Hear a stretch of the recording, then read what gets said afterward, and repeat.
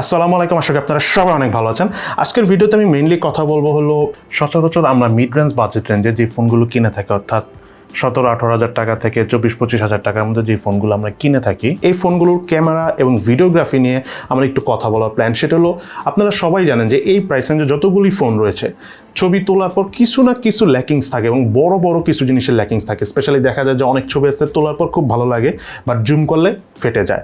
আবার ভিডিও করতে যেয়ে দেখা যায় যে একটা কমন ইস্যু, ভিডিওতে কোনো স্টেবিলাইজেশন থাকে না। সো দেখা যায় যে ভিডিও করতে যেয়ে যদি আমি একটু হাঁটাহাঁটি করি, অনেক বেশি কেঁপে যায়। দেন আরেকটা ব্যাপার হলো যে এই প্রাইস রেঞ্জের সচরাচর মোবাইলের ক্যামেরাগুলির ডেপথ সেন্সর এবং ম্যাক্রো সেন্সরের ক্যামেরা পারফরমেন্সও কিন্তু আহামরি খুব একটা ভালো না।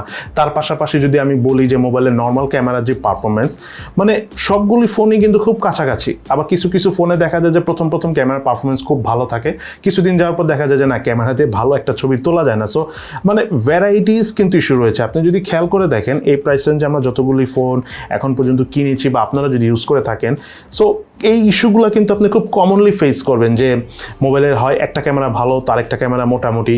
আবার দেখা যাচ্ছে যে কখনো রাতের বেলা ভালো ছবি তোলা যায়, কখনো আবার রাতের বেলা ভালো ছবি তোলা যায় না। নাইট ফটোগ্রাফির কথা বাদই দিলাম এই প্রাইস রেঞ্জে।